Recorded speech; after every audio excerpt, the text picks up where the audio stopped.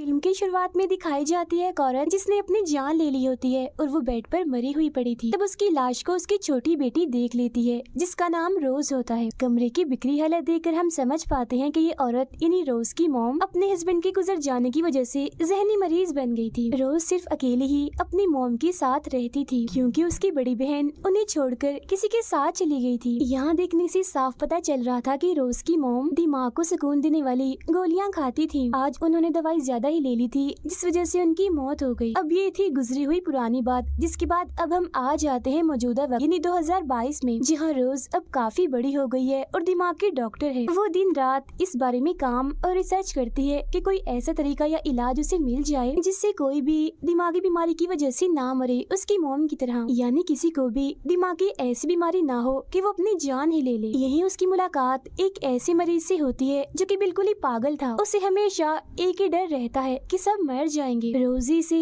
घबराहट के दौरे पड़ते हैं जिसमें वो बार बार यही बात दोहराता रहता है कि कोई नहीं बचेगा, सब मर जाएंगे। रोज उसे चेक करने के बाद एक सीनियर डॉक्टर के पास आती है जो उसे कहती है कि घर जाओ और आराम करो क्योंकि काम को तुमने कुछ ज्यादा ही अपने सर पर सवार कर लिया है। उनकी बात मानकर जब वो जा ही रही थी कि तब यहाँ एक काफी सीरियस केस आ जाता है जिसमें एक लड़की लौरा पिछले काफी वक्त से बड़ा ही अजीब बर्ताव कर रही है। जब से उसकी प्रोफेसर ने हथौड़े से अपना मुंह तोड़कर अपनी जान ले ली थी, वो लड़की लौरा इतना घबरा गई है कि अपने कंट्रोल से ही बाहर हो गई है। रोज जब उस लड़की लौरा से जाके मिलती है तो वो कमरे में साइड पर खड़ी थी, काफी डरी और सहमी थी। वो रोज को बताती है कि मुझे कोई अजीब सी चीज दिखाई दे रही है जो मेरे अलावा और किसी को भी दिखाई नहीं देती। वो चीज किसी के भी रूप में आ जाती है, फिर चाहे वो मेरा कोई रिश्तेदार हो, दोस्त हो या कोई भी अजनबी इंसान, और तो और उन लोगों के रूप में भी जो अब जिंदा नहीं है। जैसे कि मेरे दादाजी, उनकी मौत मेरे सामने हुई थी जब मैं छोटी थी। वो चीज उनके रूप में भी आ जाती है और उसकी एक खास पहचान है, उसके मुंह पर हमेशा ही एक काफी बड़ी स्माइल यानी मुस्कुराहट रहती है। वो चीज मेरे अंदर आकर मुझ पर हावी होना चाहती है। साथ ही उसने ये भी कहा है कि आज मैं मर जाऊंगी, इसी वजह से तो मैं इतनी परेशान हूँ। Smiling at me, but not a friendly smile. उसकी सारी बातें सुनकर रोज उसे समझाती है कि परेशान मत हो, हमारा दिमाग कभी कभी हमारे साथ ऐसा कर जाता है। अब देखते ही देखते वो दोबारा से काफी घबरा जाती है। वो काफी डरी हुई थी और नीचे गिर के पीछे हटने लगती है क्योंकि वो अजीब चीज उसे दोबारा दिखाई दे रही थी। हालांकि रोज के अलावा तो उस कमरे में और कोई भी नहीं था। तभी अचानक उसकी तबीयत इतनी खराब हो जाती है कि चिल्लाते चिल्लाते उसका सांस बंद होने लगता है और मुंह खुला ही रहता है। ये देख जल्दी से रोज फोन करके वहाँ मदद बुला लेती है, मगर जैसे वो पीछे मुड़ती है तो बड़ी अजीब चीज देखती है कि लौरा बिल्कुल सही सलामत है और उसके सामने खड़ी है। साथ ही उसके चेहरे पर एक काफी बड़ी स्माइल भी है, जैसा कि लौरा ने उसे बताया भी था। उसने अपने हाथ में एक तेजधार टुकड़ा भी पकड़ा हुआ था और अब देखते ही देखते रोज के सामने ही उस टुकड़े से वो अपना चेहरा और गला काट लेती है, वो भी स्माइल करते करते, और ऐसे ही वो मर जाती है। लेकिन मरकर भी उसके चेहरे से वो स्माइल नहीं गई थी, जबकि ये देखकर तो रोज एकदम से हिल गई थी। अपनी आंखों के सामने ही आज उसने दूसरे ऐसे इंसान को देख लिया जिसने अपनी जान ले ली। उसे अफसोस इस बात का था कि मैं इस बारे में ही खोज कर रही थी, मगर आज उसके सामने ये दूसरा केस हो गया और वो इसे रोक भी नहीं पाई। अब इस केस की पूछताछ करने के लिए दो पुलिस ऑफिसर्स वहाँ पर आते हैं, जिनमें एक ऑफिसर रोज का दोस्त होता है। लौरा ने जो कुछ भी इसी बताया था, रोज वो सब कुछ उन पुलिस ऑफिसर्स को बता देती है। तभी हम देखते हैं कि जिस चादर से लौरा की लाश को ढका हुआ था, कट की वजह से उस पर भी खून से बड़ी सी स्माइल बन गई थी। रोज घर आती है तो हम उसके हस्बैंड और उसके बिल्ले को देखते हैं जो उसे बहुत प्यारा था। आज जो कुछ भी हुआ उस सब के बारे में रोज अपने हस्बैंड को बता देती है ताकि उसके दिल का बोझ थोड़ा हल्का हो सके। अब मजीद मन हल्का करने के लिए वो दोनों खाना खाने बाहर जाते हैं, जहाँ उनकी मुलाकात होती है रोज की बहन और उसके हस्बैंड से। रोज की बहन उसे कहती है कि परसों मेरे बेटे का बर्थडे है तो तुम लाजमी आ जाना, जिस पर रोज कहती है काम बहुत ज्यादा है तो शायद मैं ना आ पाऊँ। इसके बाद वो रोज को कहते हैं कि अपनी मोम वाला घर बेच दो क्योंकि ऐसे ही खाली पड़े पड़े वो खंडर होता जा रहा है और अगर उसे बेच दिया जाए तो कुछ पैसे आ जाएंगे, जिस पर रोज मना कर देती है कि नहीं, वो घर मेरे लिए बहुत खास है क्योंकि मेरा बचपन वहाँ गुजरा है, साथ ही वो मेरी मोम की आखिरी निशानी भी है। दिल ही दिल में वो ये भी सोचती है कि मैंने उस घर में तब वक्त गुजारा था जब मेरी बहन हमें छोड़कर चली गई थी, सिर्फ अपने बारे में सोच कर। फिर अगले दिन हॉस्पिटल में रोज का वो दोस्त जो पुलिस ऑफिसर था उससे मिलने आता है और उससे बात करना चाहता चाहता है, लेकिन रोज उससे नाराज थी तो वो बात करना नहीं चाह रही थी। उसके जाने के बाद रोज लौरा की प्रोफेसर के बारे में पढ़ने लगती है, इन्हें जिसने हथौड़े से अपनी जान ली थी। तब उसे पता चलता है कि मरने से पहले प्रोफेसर के चेहरे पर भी काफी बड़ी स्माइल थी। इतनी ही देर में उसके पास उसकी बहन का फोन आ जाता है। रोज फोन सुनते सुनते बाहर देखती है कि कोई नीचे खड़ा उसे घूर रहा है और वो भी बहुत ही दूर से। ऐसे ही फिर घूमते घूमते रोज उस पागल मरीज के कमरे में आ जाती है, जहाँ आज वो दुखी नहीं था, घबराया हुआ नहीं था, बल्कि आज तो वो भी खुल के स्माइल कर रहा था। रोज उसके पास जाती है तो वो फिर से वही सब दोहराने लगता है कि सब मर जाएंगे। साथ ही इस बार वो रोज को ये भी कह देता है कि तुम भी मरने वाली हो। हैरत ये होती है कि ये बात करते करते उसके चेहरे पर स्माइल भी थी। अब उसे काबू करने के लिए रोज मदद बुलाने लगती है, मगर देखती है कि वो पागल मरीज तो बिल्कुल ठीक है और अपने बेड पर लेटा हुआ है। मतलब कि अभी जो कुछ भी रोज ने देखा वो बस उसका ख्याल था। ये सब जानकर सीनियर डॉक्टर भी काफी हैरान रह जाता है और वो रोज को एक हफ्ते की छुट्टी दे देता है ताकि वो थोड़ा आराम कर सके, उसे जहनी सुकून हो। घर जाते हुए रास्ते में वो गिफ्ट की दुकान में जाती है अपने बहन के बेटे के लिए गिफ्ट खरीदने के लिए। यहाँ हम एक खिलौने पर एक फैमिली को बना हुआ देखते हैं जो सब स्माइल कर रहे थे। घर जाकर जब वो गिफ्ट पैक कर रही थी तो उसके हस्बैंड का मैसेज आता है कि आज मैं लेट हो जाऊंगा, काम बहुत ज्यादा है। इसके बाद वो बड़े आराम से शराब पी रही थी कि तभी अचानक से सिक्योरिटी अलार्म बजने लगता है, जिससे वो घबरा जाती है। वो घर का मेन दरवाजा बंद करती है और देखती है कि पिछला दरवाजा तो खुला हुआ है, जबकि उसने तो बंद कर दिया था। तभी सिक्योरिटी का फोन उसके पास आ जाता है। वो अभी सब बता ही रही थी कि तभी सिक्योरिटी ऑफिसर कहती है कि पीछे देखो। डरते डरते वो पीछे देख ही रही थी कि तभी अचानक फोन बजने लगता है। दरअसल फोन तो सामने पड़ा था जो अब बजा था, और जो कुछ भी रोज ने देखा वो बस उसका वहम था। पुलिस वहाँ पर आ जाती है और पूरे घर की तलाशी लेती है, मगर उन्हें घर में कुछ भी नहीं मिलता। तभी यहाँ उसका हस्बैंड भी आ जाता है जो रोज की उल्टी सीधी हरकतें देखकर काफी परेशान सा हो गया था। रोज खाना लेकर अपने बिल्ली को ढूंढ रही होती है, मगर वो कहीं नहीं मिल रहा होता। वो भी अचानक से गायब हो गया होता है। फिर रात को जब वो सो रही थी तो एक काफी बुरे सपने से उसकी आँख खुल जाती है और उसको दोबारा नींद भी नहीं आ रही थी, इसीलिए वो लोरा की रिकॉर्डिंग सुनने लगती है, जहाँ वो देखती है कि जब लोरा ने खुद को मारा था तो वहाँ पीछे एक हल्की सी आवाज भी आ रही थी, जिसे सुनने के लिए जैसे वो आवाज तेज करती है तो अचानक से ही उसकी मोम की आत्मा आकर उसे डरा देती है, जिस हड़बड़ी में वो कुर्सी से नीचे गिर जाती है। अब क्योंकि ये सब भी सिर्फ उसे ही दिखाई दे रहा था, इसीलिए वो फौरन ही चाकू निकाल लेती है। अब उसकी आवाज सुनकर जैसे उसका हस्बैंड वहाँ आता है तो रोज के हाथ में चाकू देकर वो काफी घबरा जाता है। इसके बाद रोज जाती है अपने दिमाग के डॉक्टर के पास और उसे कहती है कि मुझे कोई दवाई लिख दे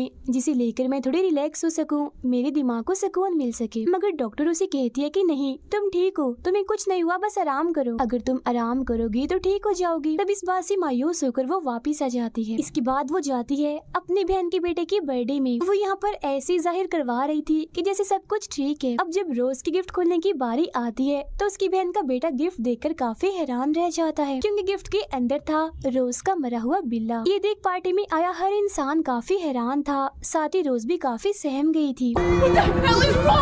और तभी वो देखती है कि वहाँ आई एक मेहमान उसे घूर कर देख रही है और बड़ी ही अजीब स्माइल भी दे रही है, जबकि ऐसा कुछ था ही नहीं, ये बस रोज को ही नजर आ रहा था। अब तभी वो मेहमान रोज के काफी पास आ जाती है, जिसे बचने के लिए जैसे वो पीछे हटती है तो वो शीशे के टेबल पे जाके गिरती है। कांच के टुकड़े उसकी बाजुओं में घुस जाते हैं, जिससे वो काफी जख्मी हो गई थी।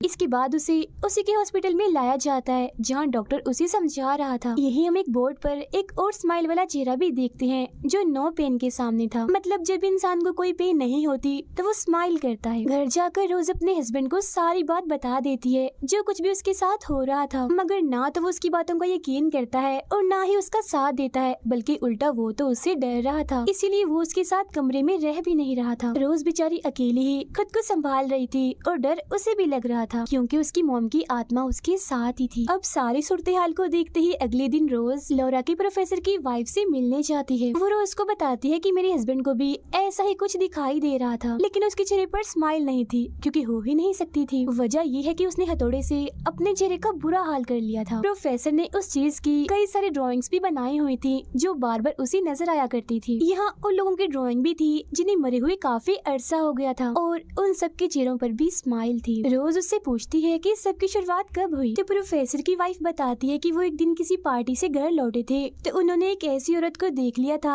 जिसने खुद ही अपनी जान ले ली। मतलब कि ये किस्म का कर्ज इन्हीं शराब है जो एक से दूसरे तक जा रहा है। प्रोफेसर के सामने वो औरत मरी तो वो श्रापित हो गया, फिर प्रोफेसर मरा लौरा के सामने तो वो श्रापित हुई, और क्योंकि लौरा तो मरी थी रोज के सामने तो अब ये भी श्रापित है। और अब जानना ये था कि सबकी शुरुआत कैसे हुई, मतलब सबसे पहले कौन मरा जहाँ से कर्ज शुरू हुआ, और अब इसे कैसे खत्म किया जा सकता है, वरना तो कुछ दिन में रोज भी मर जाएगी। रोज जब उस औरत को ये बताती है कि जो कुछ आपके हस्बैंड के साथ हुआ था अब वो मेरे साथ भी हो रहा है, तो वो औरत ये सुनकर चिढ़ जाती है और बगैर कुछ सोचे समझे रोज को अपने घर से निकाल देती है।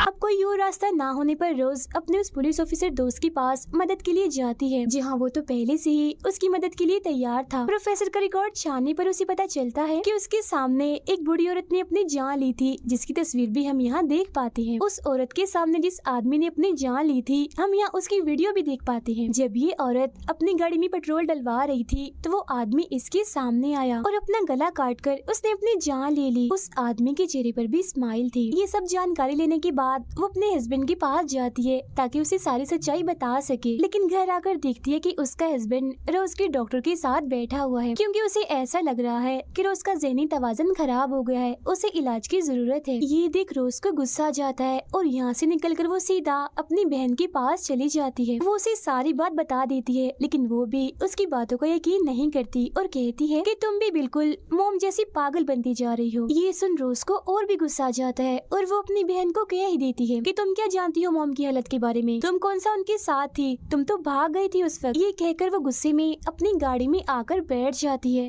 तब उसकी बहन भी उसके पीछे पीछे आती है और गर्दन मोड़कर रोज को डराने लगती है और साथ ही अजीब सी स्माइल भी दे रही थी। उसे देखकर रोज की हालत खराब हो जाती है और अकेली ही वो गाड़ी में बैठकर चिल्लाने लगती है, क्योंकि जो कुछ वो देख रही थी सब उसका वहम था। अब उसके पास उसके दोस्त यानी पुलिस ऑफिसर की कॉल आती है जो उसे बताता है कि इसी से जुड़े 20 केस मिले हैं, जिनमें 19 तो वो हैं जिन्होंने खुद अपनी जान ली थी और एक इकलौता केस ऐसा है जिसने अपनी जान नहीं ली थी। वो एक आदमी है जो फिलहाल जेल में है। अब उस जेल वाले आदमी के सामने उसके साथी ने अपनी जान ली थी, मतलब कि श्राप उसकी तरफ चला गया, मगर उस आदमी ने कुछ दिन के बाद अपनी जान लेने की बजाय एक औरत को मार दिया और जिसने उस आदमी को ऐसा करता हुआ देखा ये श्राप उसकी तरफ चला गया। मतलब एक चेन की तरह वो फिर से आगे बढ़ने लगा। अब यही इस शराब से बचने का तरीका भी है, यानी तुम खुद मरने की बजाय किसी गवाह के सामने दूसरे इंसान को मार दो और ये श्राप उसे दे दो। फिर जब ये लोग जेल जाते हैं उस आदमी से मिलने के लिए तो वो भी श्राप से छुटकारा हासिल करने का यही रास्ता बताता है कि तुम्हें किसी गवाह के सामने एक कत्ल करना होगा, क्योंकि जब वो गवाह कत्ल होते हुए देखेगा तो जाहिर है श्राप उसके पास चला जाएगा। ये सुनते ही रोज कह देती है कि नहीं, ये मुझसे नहीं होगा, मैं किसी को भी नहीं मार सकती। रोज के मुंह से ये बात सुनकर वो आदमी समझ जाता है कि ये भी श्रापित है और काफी परेशान भी हो जाता है कि इतनी मुश्किल से पहले ही मैंने इस श्राप से जान बचाई, अगर रोज ने मेरे सामने अपनी जान ली तो मैं दोबारा से इन सब झंझटों में पड़ जाऊंगा, यानी कि इस श्राप में। इसके बाद ये दोनों जेल से बाहर आ जाते हैं, जहाँ रोज की फिक्र बढ़ती ही जा रही थी, क्योंकि श्रापित इंसान 7 दिन तक मर जाता है और अक्सर लोग तो 4 दिन में ही मारे जाते हैं। घर आकर वो इस सब के बारे में छानबीन करने लगती है, जहाँ तभी उसे उसकी डॉक्टर मिलने आती है और ये दोनों बातें करने लगती हैं। तभी रोज के पास फोन आता है उसी डॉक्टर का, हालांकि वो तो उसके सामने बैठी थी। दरअसल सामने वाली डॉक्टर नहीं बल्कि वो अजीब चीज थी जो रोज को पकड़ लेती है, लेकिन हम जानते हैं कि अभी वो इसे नहीं मारेगी क्योंकि उनके साथ कोई गवाह नहीं है जो उसे मरता हुआ देखेगा, और जाहिर है अगर ऐसा ना हुआ तो शराब भी आगे नहीं बढ़ेगा। वहाँ से निकलकर रोज अपने हॉस्पिटल आ जाती है, जहाँ वो अपने साथ एक चाकू भी लाई होती है क्योंकि वो कत्ल करेगी उसी पागल मरीज का। वो मरीज रोज को देखकर काफी डर जाता है, जहाँ इतनी देर में सीनियर डॉक्टर भी आ जाता है। अब ये चीज तो रोज के लिए और भी अच्छी हो गई थी क्योंकि उसे गवाह मिल गया था। वो उसके सामने मरीज पर कई बार वार करती है, लेकिन वो मरीज मरता नहीं बल्कि हंस रहा था। अब साथ ही वो डॉक्टर भी हाथों से ही अपना चेहरा उतार देता है, क्योंकि ये सब रोज का एक सपना था। वो तो अभी भी गाड़ी में थी और वहाँ उसकी आंख लग गई थी, जहाँ उसे ये सब दिखाई दे रहा था।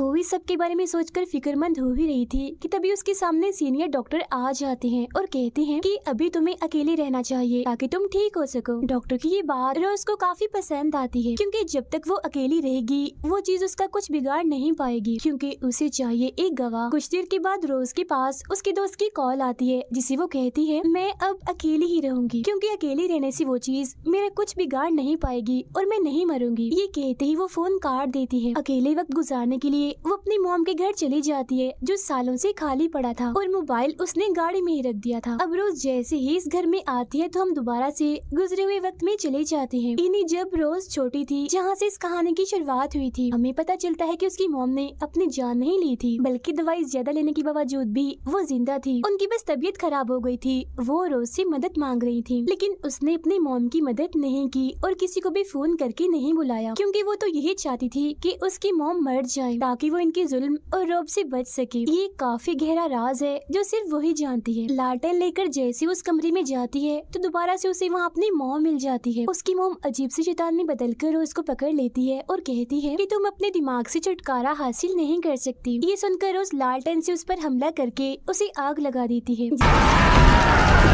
इसके बाद ये पूरा घर भी जल जाता है और इस तरह से इस कर्ज का खात्मा हो जाता है। अब यहाँ से निकलकर वो सीधा पहुँच जाती है अपने दोस्त के पास, जहाँ उसे पता चलता है कि ये मेरा दोस्त नहीं बल्कि वही चीज है। इसीलिए वो जल्दी से निकलकर वहाँ से बाहर आ जाती है और देखती है कि वो अभी तक अपनी मॉम के घर में ही है, वहाँ से निकली नहीं है। जो कुछ उसने देखा था वो बस उसके दिमाग में ही हो रहा था। इतनी ही देर में उसका दोस्त भी यहाँ पहुँच जाता है, जो कि असली था, मतलब कि इस बार सच में उसका दोस्त ही था। तब उसे नकली समझकर रोज घर के अंदर आ जाती है और खुद को कमरे में बंद कर लेती है, जहाँ एक बार फिर वो अपने सामने उस शैतान को देखती है। वो यहाँ अपने चेहरे को चीरकर अपना असली रूप दिखा देता है, जो बगैर जिल्द का छिला हुआ एक गंदा सा क्रिएचर था, जिसके बहुत सारे जबड़े थे। वो रोज के अंदर घुसकर उस पर हावी हो जाता है। अब जैसे रोज का दोस्त अंदर आता है तो तब तक उसने खुद पर पेट्रोल छिड़क लिया होता है। वो उसके सामने खुद को आग लगाकर अपनी जान ले लेती है। तो अब इस तरह से ये कर्ज चला गया रोज की दोस्त के पास। तो यहाँ हमें पता चलता है कि वो क्रिएचर दरअसल एक शैतान है, जो हेल यानी जहन्नुम से आया है, और उसका ये श्राप किसी भी सूरत तोड़ा नहीं जा सकता। फिर इसके लिए चाहे कोई स्माइल या गवाह हो या ना हो, हर हाल में इसने एक के बाद एक करके आगे जाना ही है। बस एक छोटी सी चीज है